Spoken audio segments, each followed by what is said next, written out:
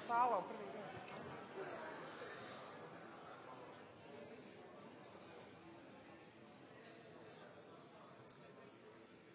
Dobar dan svima, dobrodošli u Historijski muzej Bosne i Hercegovine.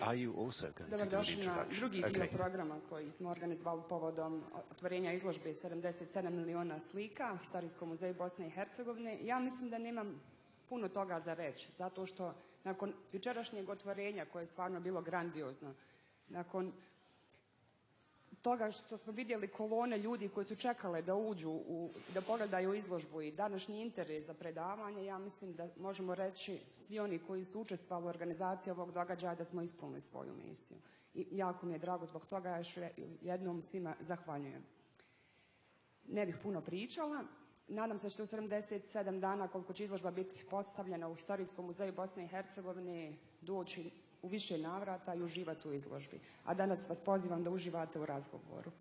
I pozivam Briana i Larisu da započnu. Hello and welcome on behalf of the British Council. Thank you. I'm going to be talking in English since we have at least 12 artists from the region who have come to join us. It's a huge pleasure to have with us today Brian Eno, who's going to talk to you about his art and talk to you about the process of making art. So without any further ado, I'm going to leave you to him, but do keep in mind, this is going live. You can share on britishcouncil.ba. There's a live stream, but I do ask you, if you're taking photos, to do it from a distance so that Brian can concentrate. Thank you. To you, Brian. Thank you. Thank you.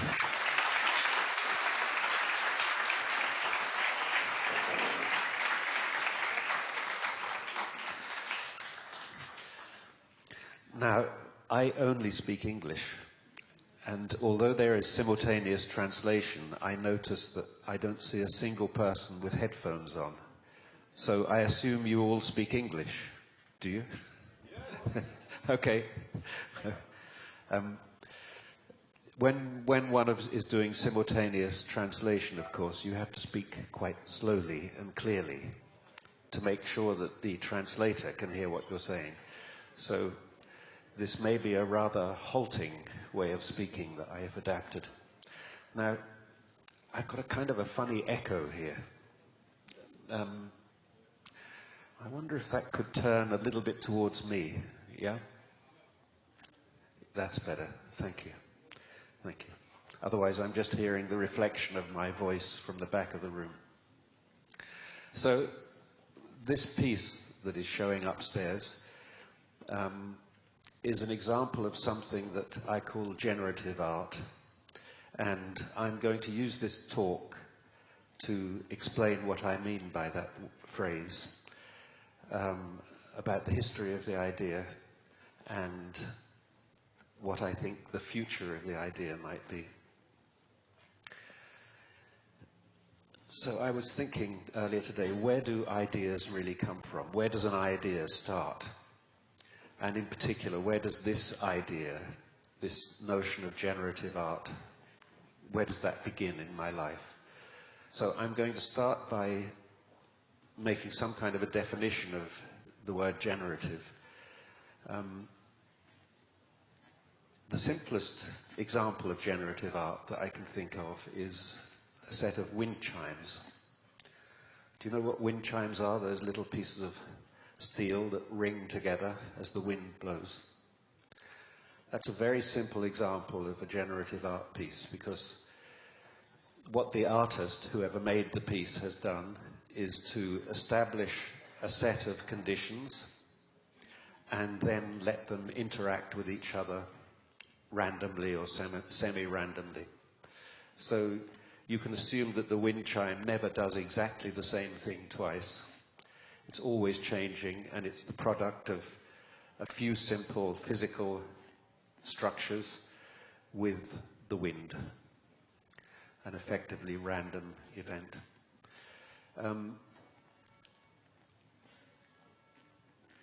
This idea, I realize, has interested me for a very, very long time.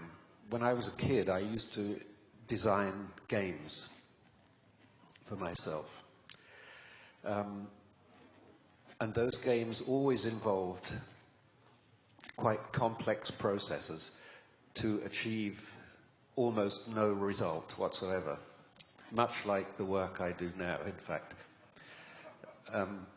For example, one of the games I was most interested in, I had a train set, like every boy of my generation did.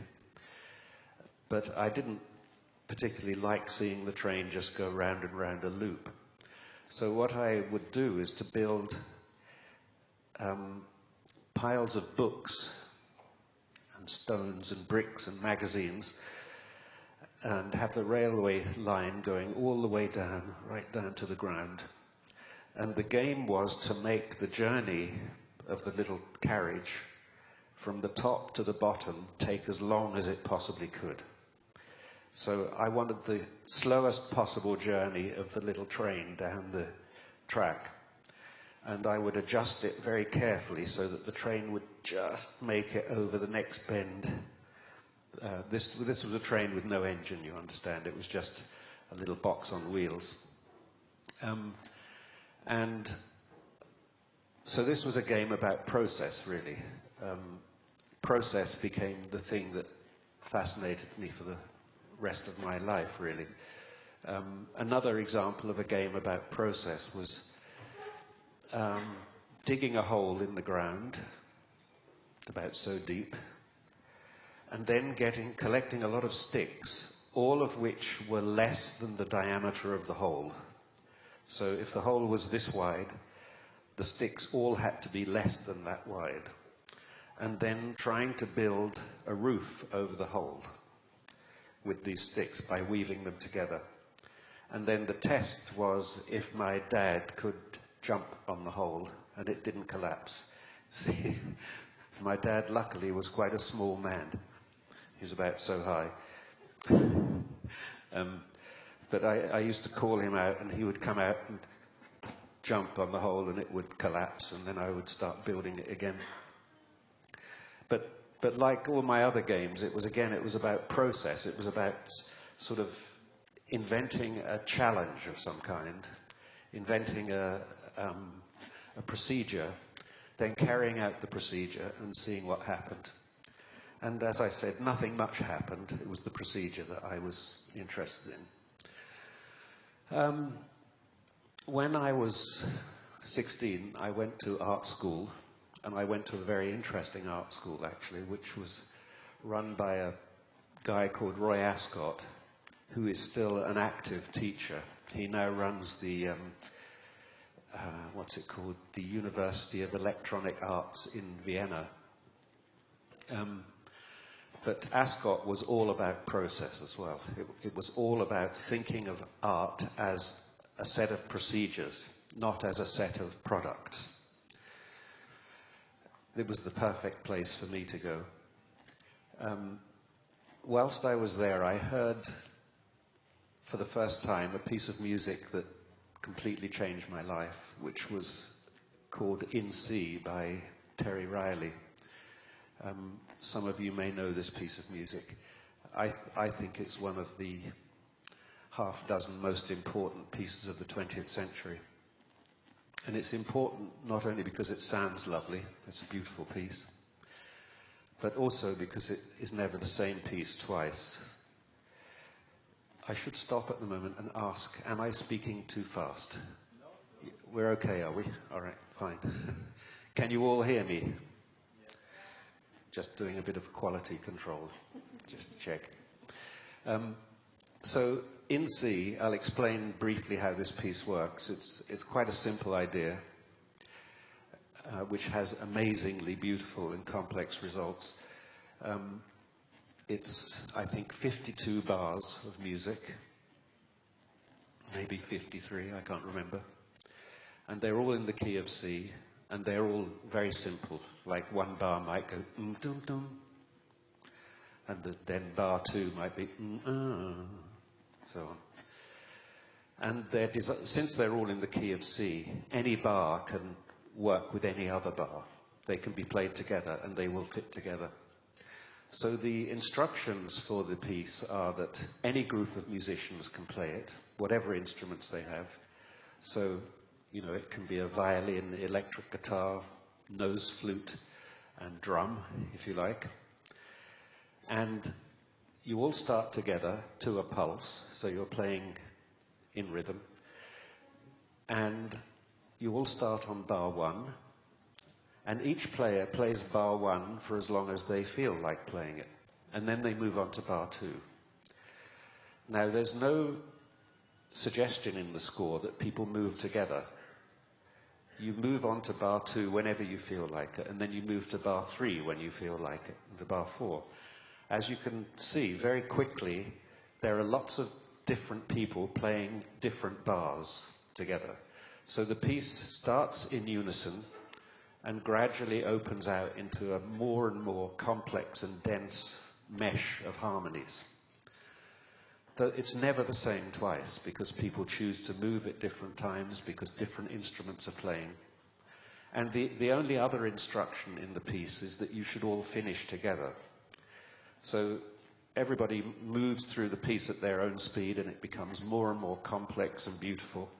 And then gradually it winds down until everybody ends in unison on the last bar again.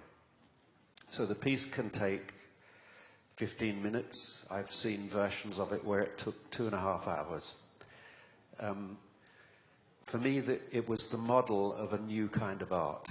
The idea of the artist as somebody who invents a system of some kind, and then the performance of that system is unique on each occasion. If you see this show, you'll see a lot of connections to that idea, which in fact I stole wholesale. So I always mention Terry Riley because I owe him quite a debt. The other person I owe a quite large debt to is the composer Steve Reich, who had another brilliant idea. I had also had this idea, but he did it better. So I credit him with it. And his idea was to do something in music that is actually very unusual. When we think of music and when we think of a performance, we think of a lot of people doing something together and in sync. So, you know, if you look at a score, a musical score, you have bar lines and you have a pulse, and essentially whatever people are playing, they're all relating to that structure behind the music. They're all on the same grid. What Steve Reich did in some of his early tape pieces, a piece called It's Gonna Rain, and there was another one called Come Out, and a few others. What he did was to question that idea. With It's Gonna Rain, he had 2 loops of the same little phrase. It was a preacher, a New Orleans preacher, saying, "Sorry, are you motioning to me?" Oh no, okay. Just no, I saw the translator doing this with her hand, and I thought she was saying, "Speed it up a bit. It's getting boring." Or but perhaps not. So he had 2 loops of tape, exactly the same information on each loop, and all that happened is that one of the tape machines played a little bit slower than the other. So this phrase gradually went out of sync. Now, do you know what a moire pattern is in visual art? A moire pattern is when you superimpose one pattern on an identical version of itself, and then you twist one, and you get lots and lots of very surprising action, visual action. So Steve Reich made a sort of oral moire pattern. And this was an absolute liberation for me, the idea that you could make music which relied on desynchronization or asynchronization rather than synchronization. So I started really composing and thinking about being an artist in this way when I was 16 or 17, and thinking about the idea of building systems of some kind. Now, one of the first pieces I made actually was a light piece, and it used these little light bulbs that used to appear in the indicators of cars. Do you remember when, well, no, you're all too young, but cars used to have, instead of a light on the back that flashes, they used to have a little arm that comes out like that, with a light inside it. And that light flashed, and it indicated that you were turning right. Those little bulbs, which were called Pifco bimetallic bulbs, they worked. They had a little tiny bimetal strip inside them. A strip that was brass on one side and zinc on the other, or something like that. And a bimetal strip, when it gets hot, it bends like that, because those two metals bend at different speeds. When it bends like that, it breaks the connection, so the light goes off. Then it cools down, and it switches the light back on again. Then it breaks it, then it switches, so on.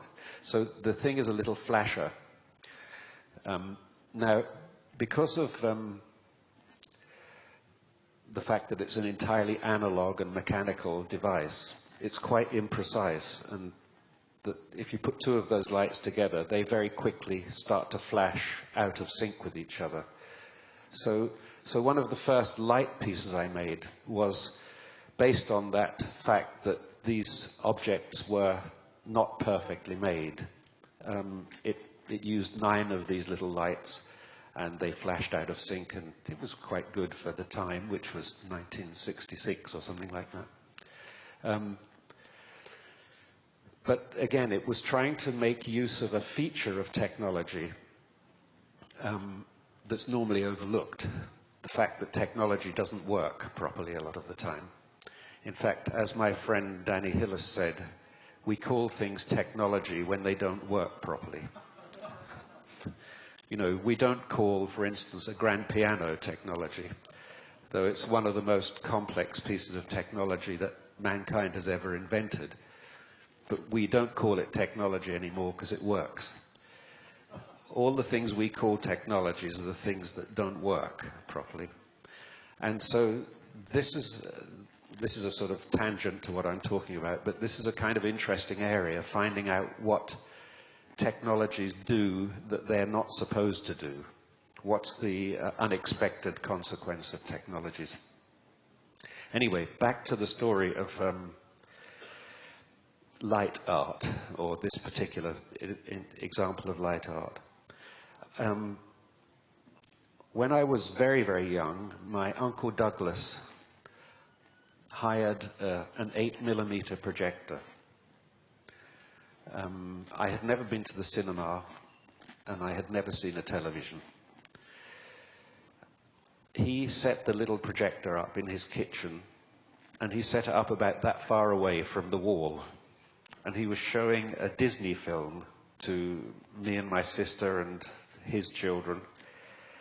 But he had it so close to the wall that the picture was only about that big and incredibly bright. The colors were so dazzlingly bright, and I had never seen colors as bright as that. And I dreamed about this experience for years afterwards.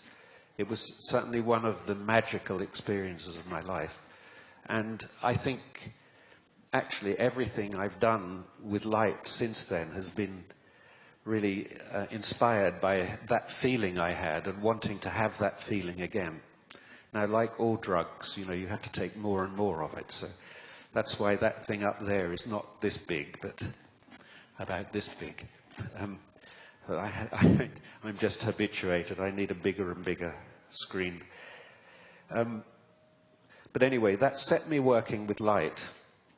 Now, of course, in the 1960s, if you wanted to work with light, you were working with a very inflexible medium. If you wanted to change the color of light, it was very difficult indeed. You know, in theaters you could do that because you had big dimmer boards where you can mix colors, and you had technicians who would put gels into the lights, and so on and so on. But for a poor student like me, that was not an easy option. So I started thinking, the reason there is no such thing as light art is because you can't play lights properly. If you think of a musical instrument is really a device for changing sound. It's a way of creating and changing sound. There was no equivalent to that in light. If you switched a light on, it hung there, like these things are doing, and gave out the same information until you switched it off again. So a light only had two states, really, on and off. And I started thinking, what could you do to make lights start to be like instruments? How would you make a light into an instrument, like a musical instrument, something you could play, something that could make something complex? Well, I kept experimenting, but the question really went unanswered until the late 70s, when I had a very lucky accident. I was in the studio with Talking Heads working on one of their records. And in the next studio was the band called Foreigner. Do you remember Foreigner? I want to know what love is. That was the song they were working on, in fact. And Foreigner's roadie one day knocked on the door of our studio, and he came in and he said, "Does anyone want to buy this?"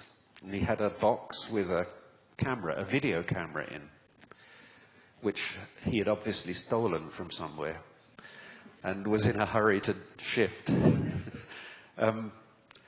So I'd never seen a video camera before, and this was not just a video camera, it was a color video camera.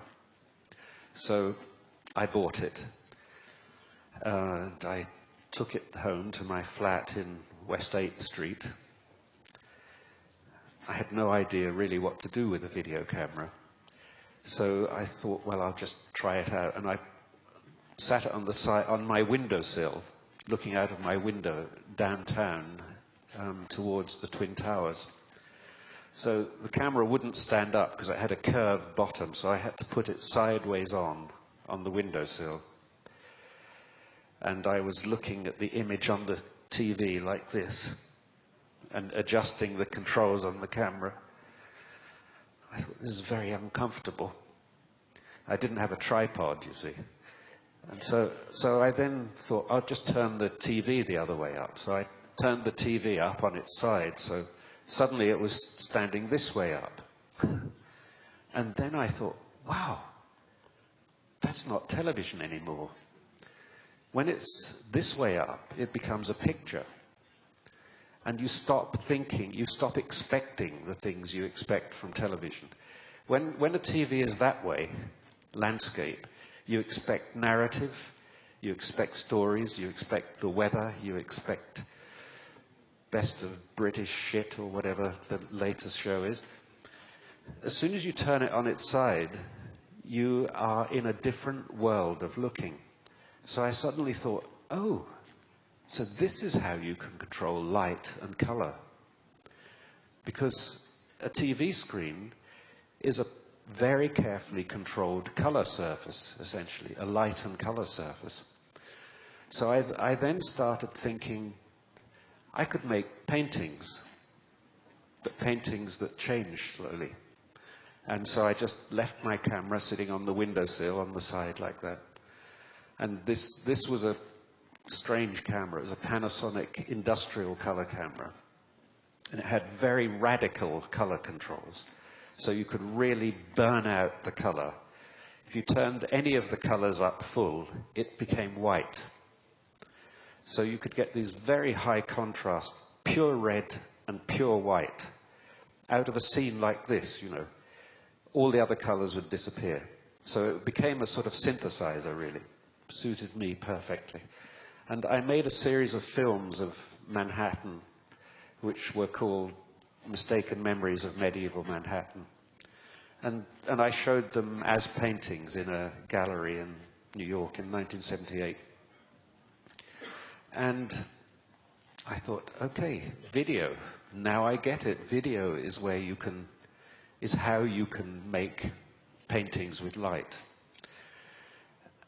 Then I was asked to do a show at the Institute of Contemporary Art in Boston with a painter friend of mine, a guy called Mike Chandler. And the curator had seen my video paintings and liked them, and he was a fan of Mike Chandler's pictures, so he said, would you like to do a show together? We said, yes, of course. And by this time I was living in Paris, actually. And I started thinking about this show, which we had already accepted some money for. And I thought, this show is a bad idea. Because I imagined Michael's paintings, which were quite small and very quiet, next to my video pictures, which were very bright and very loud.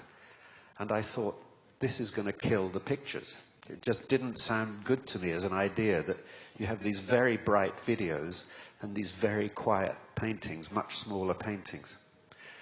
So I thought, oh dear, how am I going to solve this problem? I thought, I know what. I'll use the video monitor as a light source. I'll somehow use the videos to illuminate his paintings. This is a pretty shit idea, you've got to admit.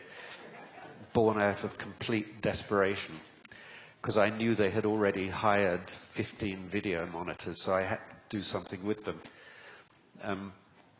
So I was experimenting in this little hotel room I was living in Paris with what happens if you have a video monitor shining light onto a picture. The answer is it looks terrible. It just didn't work at all as an idea, so I thought, well, maybe if I make a cardboard tube and fix it onto the front of the video monitor, so I can just illuminate one little part of the picture to make it brighter than the rest. Maybe that will work. So I was cutting out these cardboard tubes and trying to hold them up, you know, so that it shone onto it looked really bad. And I thought, okay, well, it was difficult to hold them up like that anyway, so I turned the TV on its back, so it was sitting with the screen facing up.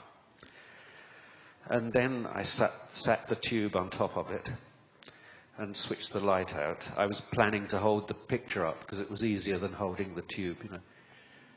But when I switched the light out, suddenly I saw something really new, which was, it looked like a block of light in the air. It's very hard to describe if you haven't seen it, but it made the light feel like it was a material, like ice, something that you could touch. So I gave up the idea of trying to light his paintings, and instead I started making ziggurats of tubes of light sitting on top of a television screen. So then I was using TV really as a way of, as a complicated light organ, you could say, a complicated way of creating colored light. I started doing installations all over Europe and America showing these pieces, which were quite, given that they started from such a shit idea, were actually quite beautiful. They had a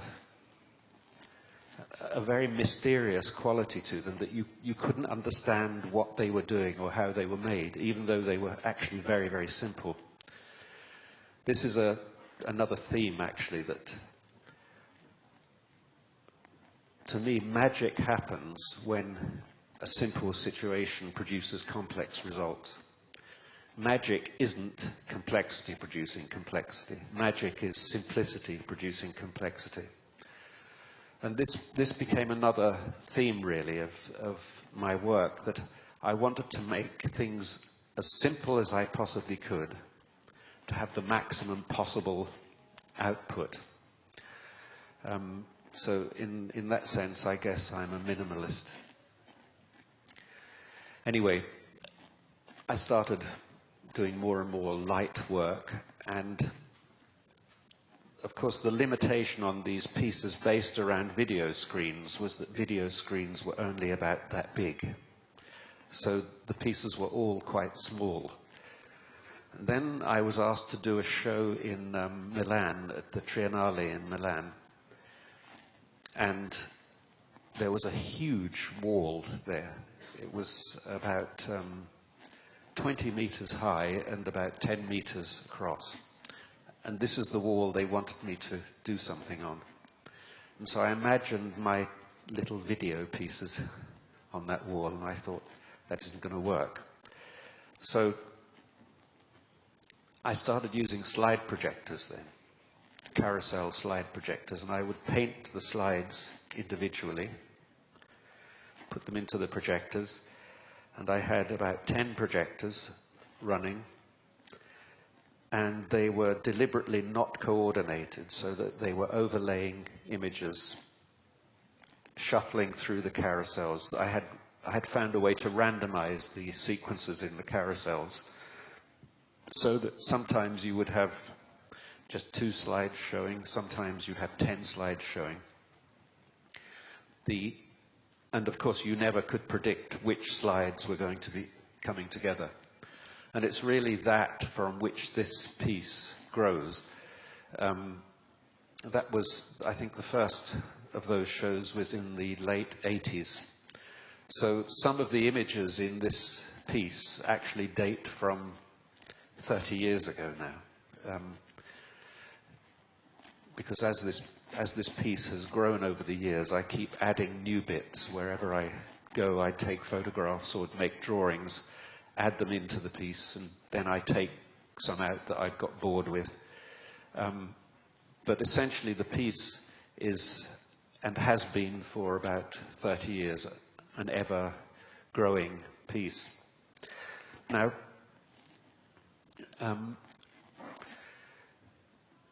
when I use the word generative, what I really mean is this kind of work, where what the artist is doing is different from the traditional conception of what artists do. If you ask most people how Beethoven wrote music, they would imagine, though I'm sure it's not true, but most people imagine that Beethoven walked around with symphonies in his head. And they were all there kind of playing away. And he just had to write them down so that you could play them.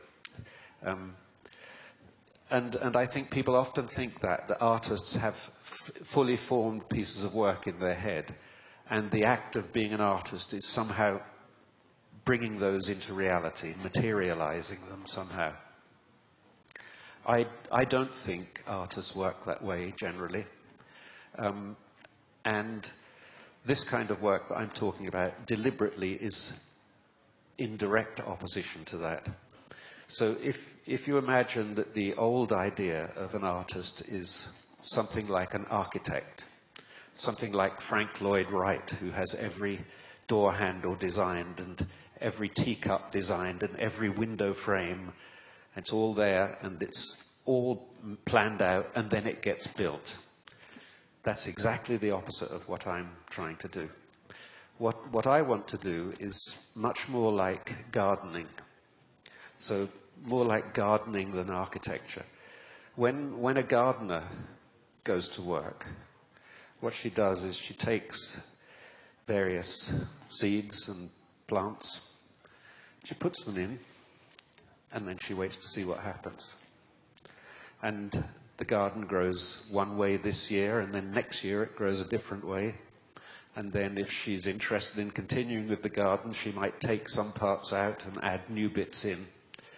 So a traditional composer finishes a piece of work, but the kind of composer or artists I'm talking about, and I think I am, starts a piece of work. I start pieces. I don't finish them.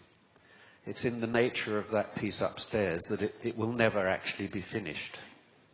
Even if I died tomorrow, this piece would continue making, as it's doing right now, it's making pictures that I have never seen, and nobody else will ever see now. It's constantly producing. If you go and look at it, is it open after I finish talking? Is it? It's open this evening, is it? Yeah, so you'll go and have a look at it and you'll see something. You will never see that something again. Now, I want to talk about that idea of making works of art that are, in a sense, completely unstable, that have a constantly shifting identity. One of the things I noticed often happens with people when they come to these shows is that they sit down, the first thing they see, they take their cameras out and they start, oh, that's good, and then, oh, that's good, oh, that one's good too. And this is exactly what I did. The first day that we set this piece up, it was in Austria, I was so thrilled by what I saw that I took about 800 photographs. I've never looked at any of those photographs again. Because at the end of the day, I realized, why look at the photographs? It's still making new things. It's never going to stop being interesting. You know, it's always going to be producing something new. So one of the first parts of the experience, I think, that is important with these pieces is the understanding of transience, of things going away. It's beautiful and it's gone. It's beautiful and it's gone. Oh, that's really beautiful and it's gone too. You know, it just keeps disappearing.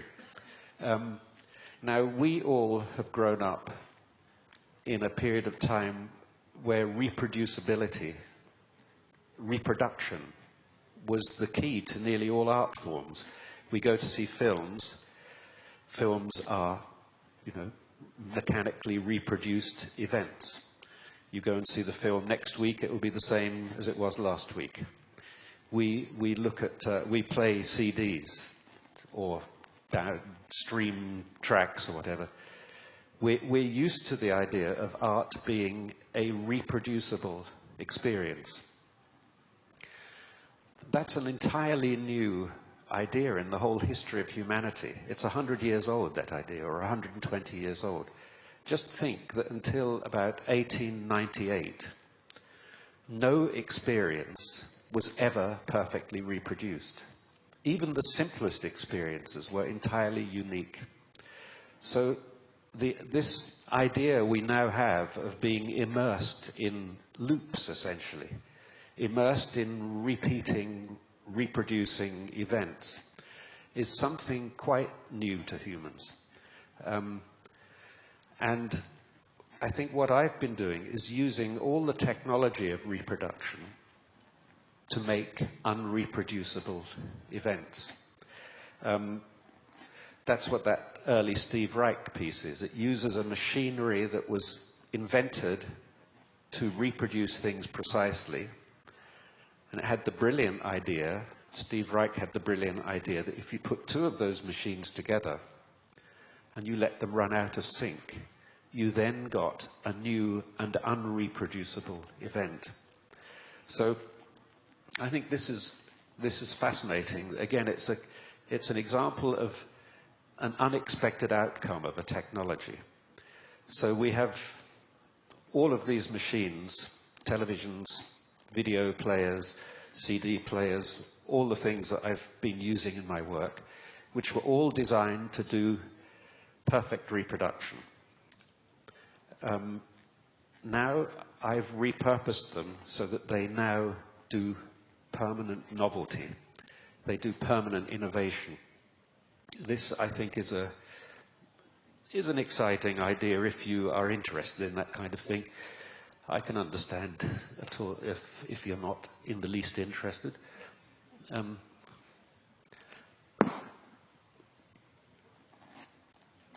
Quite soon I might have to go to the toilet. But I'll think of something you can do while I'm out. Like dig a hole and try to build a strong cover for it or something like that. So One of the sets of ideas that have interested me for a long time really comes from evolution theory, from Darwin. The most interesting thing to me about Darwinism is not the idea that we descended from monkeys, though Victorians found that very shocking. The more shocking idea is that complexity comes out of simplicity. Is this falling apart? Okay. It's quite natural for us to think that a very complex object must have been designed by a more complex object. So if we see a 747, we know that the 747 didn't build itself. So we think, something cleverer than a 747 made that thing, the human brain. It was quite natural to look at all the beauty of nature and the complexity of how it works and think something even more complex than that must have designed it, God. It makes perfect sense, really. It makes perfect sense until you start looking at the physics of how things come into being. And then you find that complexity doesn't have to come from greater complexity. Complexity can come from the bottom up. Now, this to me is such a profound idea, not only in terms of how animals and creatures come into being, but in terms of political systems as well. All of our politics, our conventional politics, are based on the idea that somebody clever will think of clever things that we can all do, and we'll do it, and everything will work. But the notion is that at the top of the pyramid is a clever mind, and at the bottom of the pyramid are obedient people, people who will do things. At the bottom of the pyramid now are obedient shoppers. That is the thing you are most required to do in the modern world, is to keep shopping. So just remember that. Don't go out here and waste your time looking at art. Get shopping. The whole system depends on you. But to people like me, who are essentially anarchists, I guess, the interesting thing is when ideas flow in the other direction. Now, because we have a history of identifying ideas with individuals, we're used to the idea of saying that psychology was invented by Freud, or evolution theory was invented by Darwin, or abstract painting was invented by Kandinsky. None of those statements are true, really. As far as I can see, all complex ideas are invented by communities, whole large communities of people, and articulated by individuals. So, of course, individuals are important. They put things into words, they make things sharp and precise. But nearly always, the body of ideas that gave rise to those thoughts come from very, very large networks of people. This is the fundamental tenet of anarchism, that intelligence comes out of large groups of people. For example, the phrase generative art is a phrase that I invented. So I could say I invented generative art, but I didn't. I looked at what a lot of people were doing. I mentioned two of them, Terry Riley and Steve Wright, but there were lots and lots of others. And I gave a name to what they were doing. So I'm the individual who articulated the idea, but the idea had been generated in lots of other places.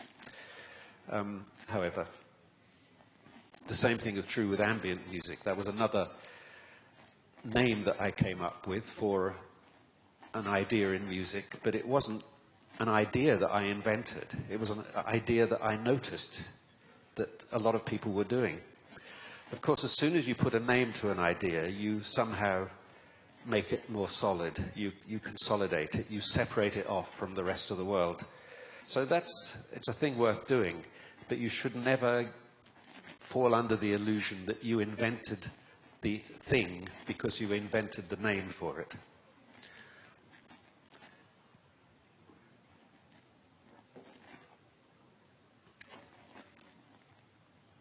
Okay, so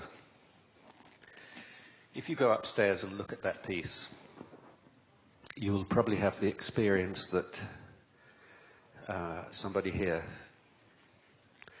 last night said to me, he said, how does it work?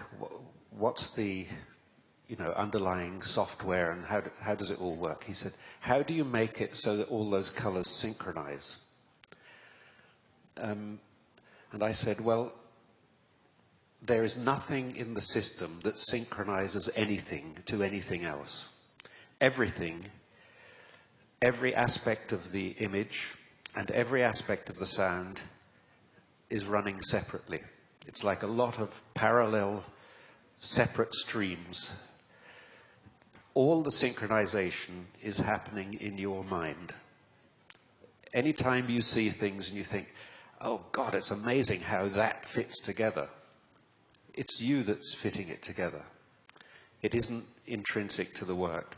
So the other implication of this work that I think is important is that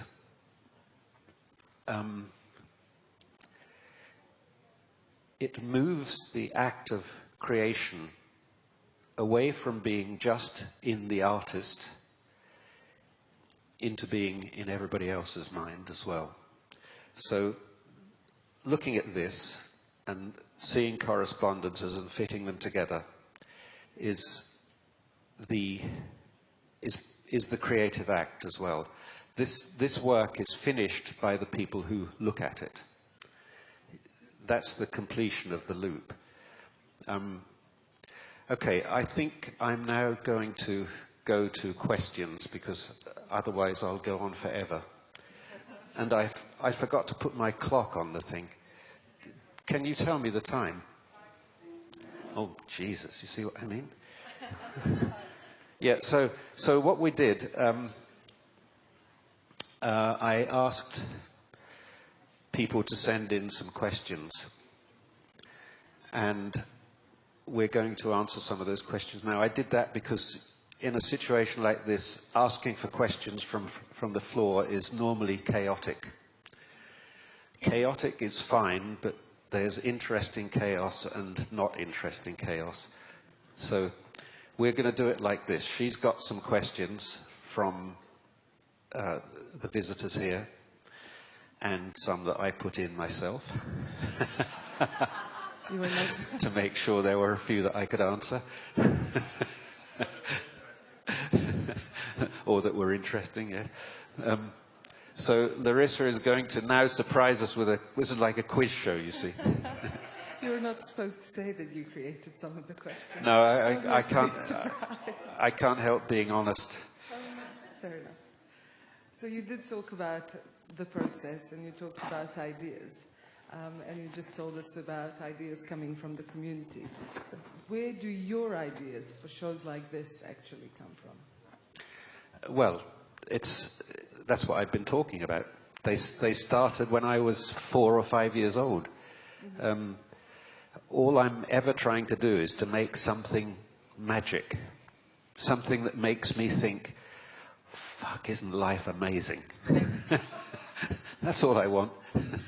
And in this specific piece, you mentioned over the past couple of days that actually you used some ideas from the place itself, so from Sarajevo. Would you mind sharing that with the audience? Yeah, so when I come to a city, well, actually, wherever I am, I'm always looking at images that interest me, and often they're little pieces of things, like, you know, the way that piece of metal goes into the floor. I like that shape. So I take pictures of things like that. I have the most boring collection of photos on earth. In my phone, there are 12,950 really boring pictures of tiles and pieces of sand and little pieces of fabric. I almost got arrested in France for taking a picture of a woman's skirt. I was in the police station because they thought I was a pervert. However, luckily they looked through my camera and found 400 other pictures of not of women's skirts. So I was released to tell the tale. So I'm using things I pick up, and in Sarajevo I've been walking in from the hotel to here, and there's some really nice graffiti. Graffiti is nearly always the most interesting art in the city to me. You go to the galleries, and of course there's nice things in the galleries, and it's sort of slightly boring, and you think, I'd better go to the gallery. But then you come out to the street, and there's the side of a building with something amazing on it. You know, graffiti is sort of the pop music of art. It's the outsider art. It's the stuff that doesn't make it into the galleries, that nobody is looking at. So I'm attracted to it. Just graffiti is the outsider art for visual arts, just like rock music is the outsider music in the music world. Yeah, sorry, carry on. No, that was a great answer. And actually, I also wonder, what do you expect to happen once a person goes into one of your installations? Because I went in last night and today, and the day before as well, and I was totally mesmerized. But what do you expect to happen? I expect adoration, worship. No, yes. We do. What I like, there's something I love seeing in these shows, because I often hide in the back to watch what people do. It's a legal way of being a peeping Tom, you know. So what I think is very interesting is seeing people come into the show. And you know, people have a very bad way of looking at pictures. If that's a painting, this is how somebody goes into a gallery. They walk up, then they look at the label. Brian Eno, born 1948, fucking boring cunt. Then they take another quick look, and then they walk on to the next one. So people are used to very snapshots, really, of paintings. What happens in these shows is quite interesting, because quite often you see somebody walk in and they've got that same, there's the thing on the wall, they're going, looking a bit impatient, there's no label to read. Well, where's the label? And then they start to notice, oh, it's changing. Oh, okay. All right. Then they start to relax a little bit, and then they find something to lean on. Oh, that's nice, that yellow bit there is nice. Oh, it's gone green. Pretty good. And then they sort of go, might as well sit down for a bit. And then they start to slump a little bit. And, you know, in 20 minutes or so, they're on their back, mesmerized. But it's very interesting to see this kind of wind down of where people suddenly, finally say, okay, I surrender. I'll just let it happen. Now, surrendering is something we really don't do enough of, because we're in situations that constantly demand us to be in control. You know, it's not a very good idea to surrender when you're crossing the street there. And in most situations in a city, surrendering isn't a smart thing to do. You don't want to surrender your wallet, for example. So most of the time we are being cautious and alert and slightly defensive, because that's what it takes to stay alive in a city. It's interesting in these places that you don't have to do that. You stop doing that and something very pretty is happening. think, oh, that's nice, that feeling. And sometimes when we do these shows, people stay for hours and hours and hours and hours, which is amazing because there's nothing really happening. You know, it's just some colors changing and some shapes changing. And it's doing it very, very slowly. It's so slow you can't really see it happening. But it becomes kind of addictive. People like it and they stay for a long, long time. Sometimes we've had shows where somebody will come back every day for 10, 20 days and spend 2 or 3 hours. And I don't charge them any more for that. It's entirely free. So anyway, yes, so what I want is to create situations where people can have a little time to themselves, really, where they don't have to feel threatened or hurried or stressed. I think this is a really nice link for our next question, and that's the fact that you use this work and this kind of work in hospitals as well. Yeah. What brought this about? Why do you do it? How do you do it? And what effect does it have? I had a show in Brighton about 10 years ago at the Brighton Festival. And one of the people who came to it was a surgeon from a hospital in Brighton. And he was, at that time, in the process of helping to design a new hospital for Brighton. He came along with his mother-in-law, who he described to me as a woman with her hair on fire. And I think he said that very affectionately, but he meant somebody who never sat still. She was always high energy kind of person, very nervous person. And he said, the amazing thing is, she sat still for 2 hours in my show, this was. He said, this has never happened before. She's never spent 2 hours sitting still before. And he said, would you like to help me? Because we're doing this new hospital. It has a very big cancer wing.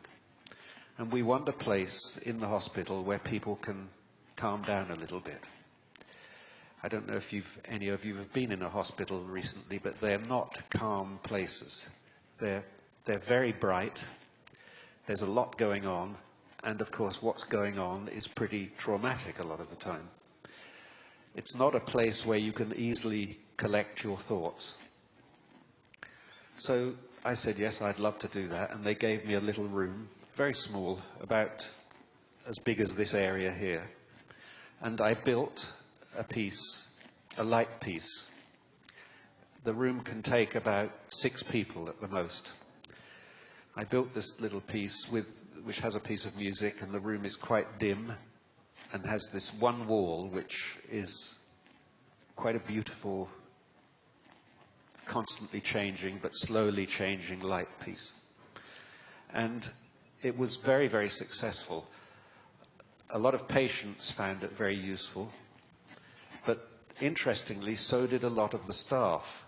So it started to be used a lot by the nurses and doctors. There's one heart surgeon in the hospital who always goes in for half an hour before a big heart operation. He says it helps him calm down. He does the operations better. So this became an interesting theme for me, the idea that you could use this thing, which you may call art, or you may not, depending on your prejudices, but nonetheless, you could create a change in people's minds. You could create something that was easy, actually. It's easy to access. It's not very expensive to make. You can create something where people can start to rethink a little bit, to calm down, and hopefully make better decisions. So after that hospital, we then did some for a big hospital in London, Chelsea and Westminster Hospital, which has the biggest A&E, accident and emergency department in London. We've done some for a psychiatric hospital, also in Brighton, and for a Macmillan Hospital, which is another cancer hospice. So these things are starting to have a life outside of the art world, which I like. I don't particularly want to be in the art world. And so these are starting to occupy a space somewhere between art and therapy. That's an interesting space for me. I also, during the last 10 years, with my friend Peter Chilvers, have made several apps for iPhones or iPads. And the first one that we made, which was called Bloom, which is a very successful app, turns out to be very good for autistic children. Autistic children really, really relate to this app.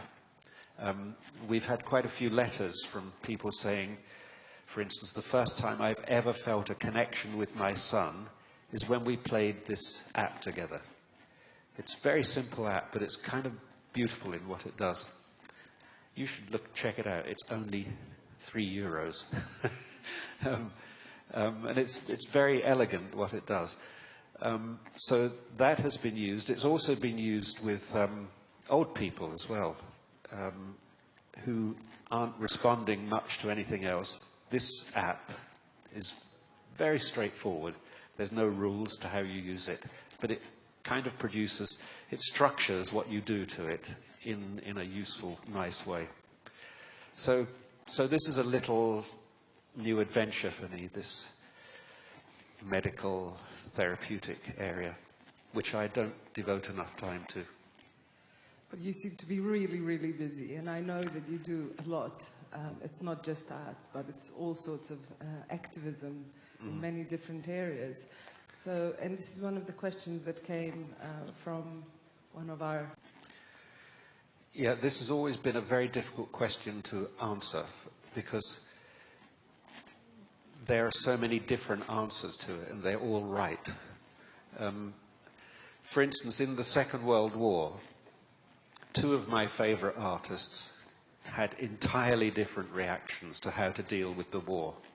Picasso painted Guernica, which became one of the, I mean, I know that was painted slightly before the war, but nonetheless, that was very much an activist painting.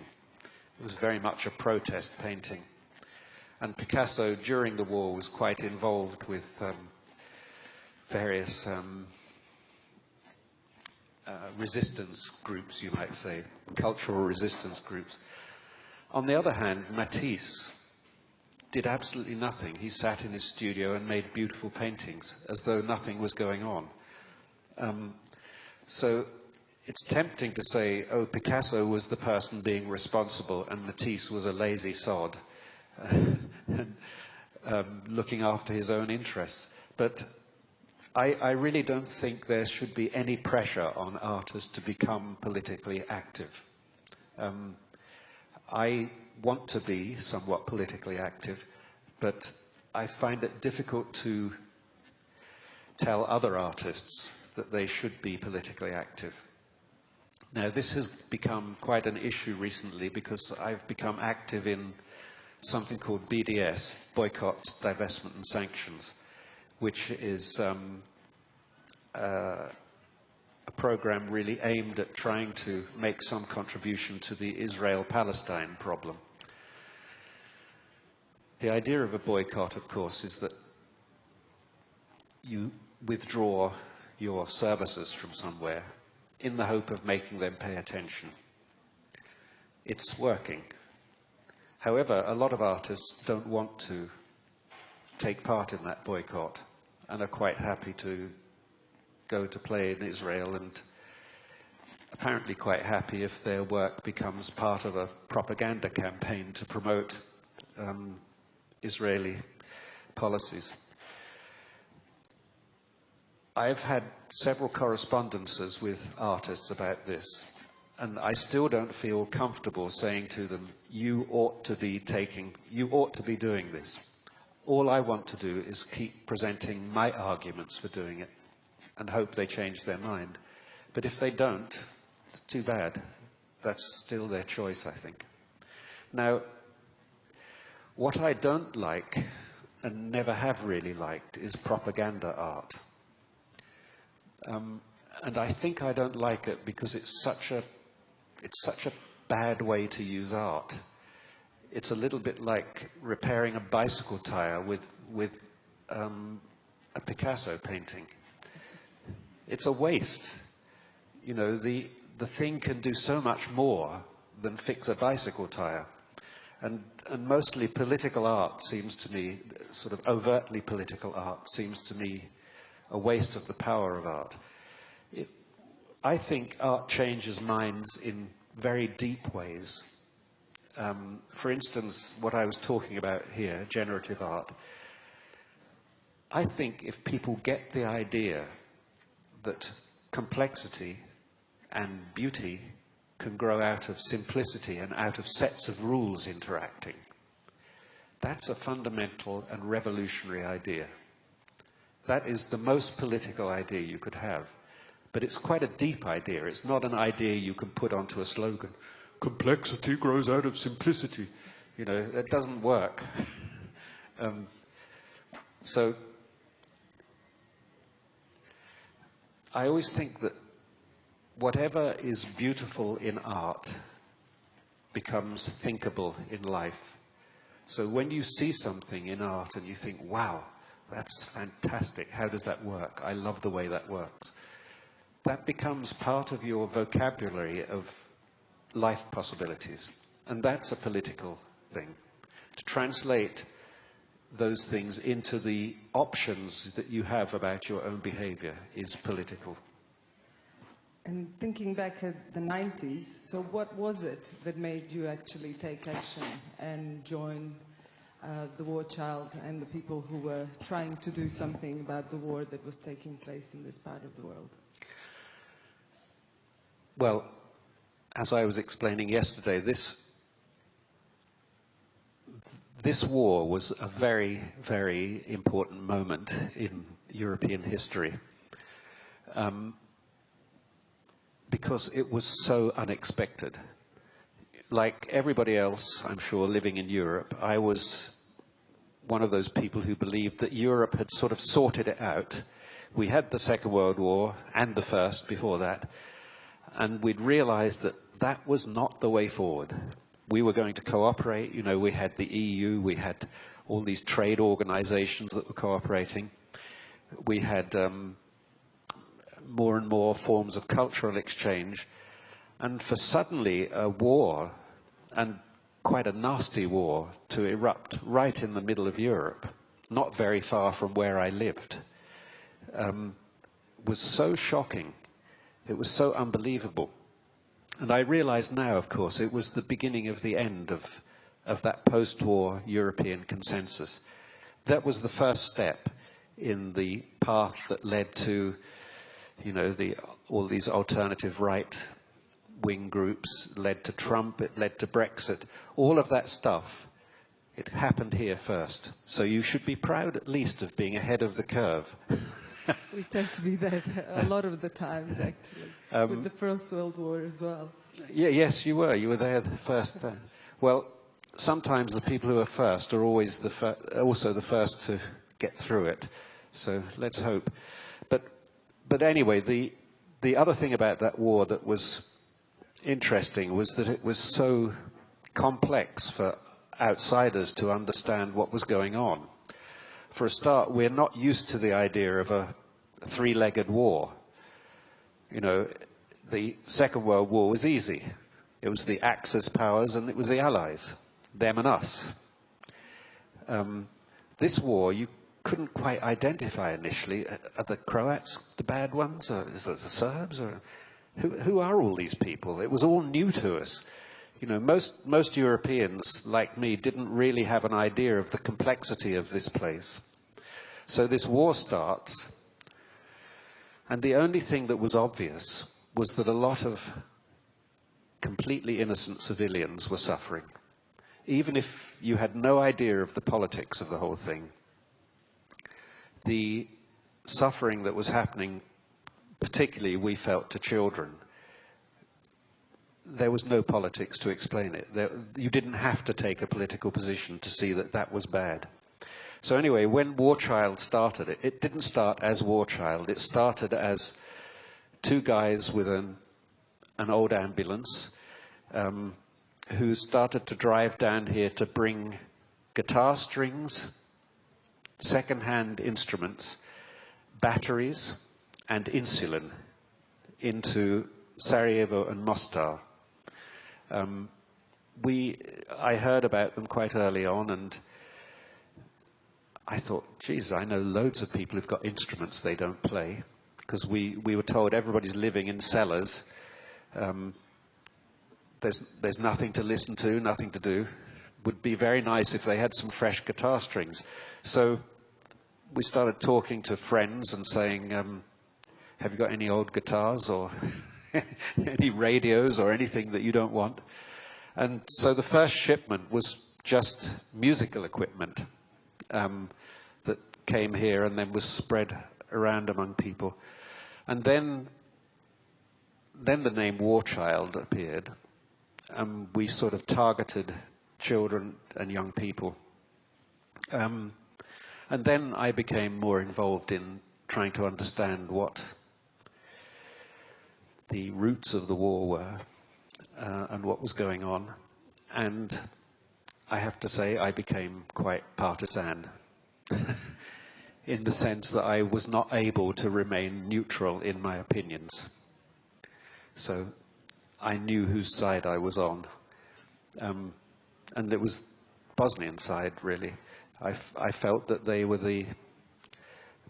in particular the victims of the war. Of course, everybody is the victim of a war. But we ended up thinking that possibly the best way we could use the power of the music business. We had the attention of the music business now. There were lots of things happening, collecting money, which got sent over here for various things. The best thing we could do would be to make this music center. We had this idea that if there was a music center that kids could go to, then they would ignore whether they were Serb, Croat, Bosnian, whatever. They would ignore those things because people want to have fun together more than make those kinds of distinctions. And it was true. We set up the music center in Mostar, the Pavarotti Music Center, and it started out very encouragingly, and then it went quite badly wrong for a while. And one of the reasons it went wrong was because even though the kids were happy to meet at the music center and forget their ethnicity, if you like, their parents weren't so happy about it, and their communities weren't so happy about it. So we heard stories of kids, kids from one community going to the center and mixing with other ones, coming out to go home and being beaten up by their own people. This was terrible. It was exactly the opposite of what we hoped for. And for a while, the center was in a mess, really. But then, I think, quite largely due to that great man, Oha, who now runs it, I think he's now pulled it together and it's doing very, very good things. I'm going to see him tomorrow, so we'll find out. Yes, I'm sure you're going to be really pleased and impressed with the work he's been doing on bringing the communities together. Brian is referring to Orhan Maslow running the Mostar Rock School and doing the amazing work in the community there. I think we should be kind of drawing to a close. So I just want to ask you, on a more positive note, in terms of, living your purpose and inspiring people who are in the field of arts and music, how do you keep going? How do you motivate yourself? And how do you continue working and achieving your purpose? Massive quantities of drugs. Please cut this out. It's not true.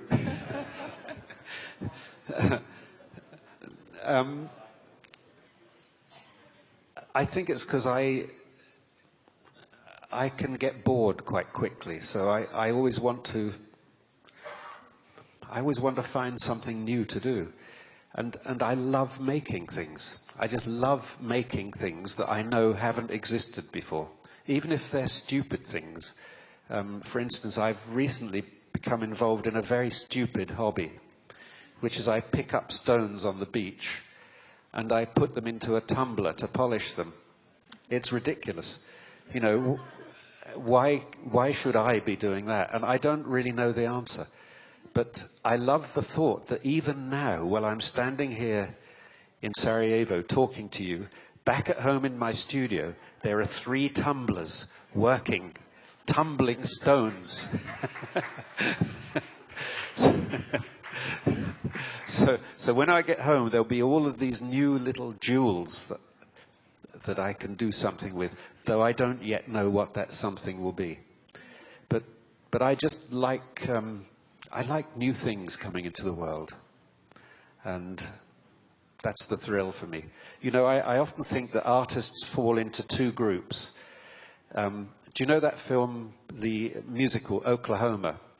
Yes. Where it's about a struggle between cowboys and farmers. Oh, the farmer and the cowboy can't be friends. Yeah. One he likes to milk a cow, the other likes to pull a plow, or something like that. I don't know. But I think there are farmer artists and cowboy artists. And the farmers like finding a patch of territory and then working it, making it deeper and better and blah, blah, blah. And the cowboys like just discovering new territory. They don't fucking care what you do with it. They just want to find new places.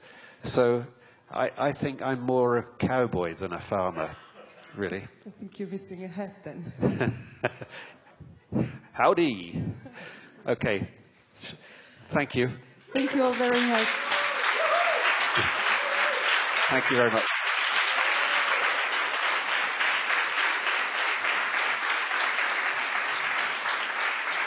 I think it's time to say 77 million thank yous. Thank you. Could I just say thank you to the translator as well? A hand for the translator.